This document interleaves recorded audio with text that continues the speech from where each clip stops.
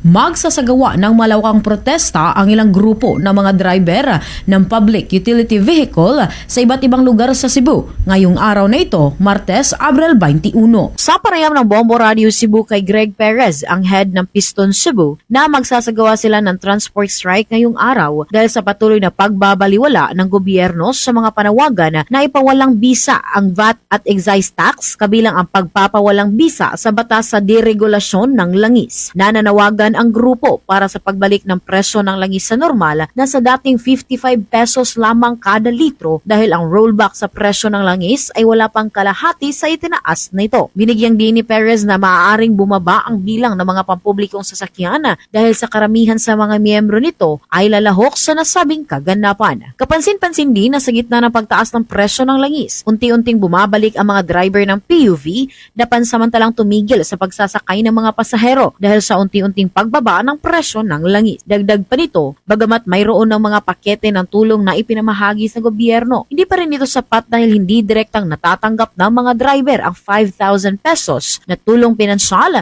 dahil sa mga kadahilanang mahirap para sa mga operator. Ilan sa mga lugar kung saan gaganapin ang protesta ay ang kalye ng P. del Rosario, Mabolo, Lapu-Lapu, Guadalupe, Labangon, Kabangkalan at ibang bahagi ng Mandaue City. Nadadaluhan ng 100 miyembro ng Piston Cebu sa iba't ibang lugar na may mga hadlang, kabilang ang pakikipag-ugnayan sa iba't ibang sektor ng kabataan, mga magsasaka at mga grupo ng manggagawa. Ang Piston Cebu sa gagawin na tigil pasada sa kanisilwad na tigil pasada sa Piston na panawagan kasama na yung ibang sektor. Mula rito sa lalawigan at lungsod ng Cebu, this is Bombo Irene Ardiente and this is Bombo Radio Philippines, the #1 and most trusted source of news and information.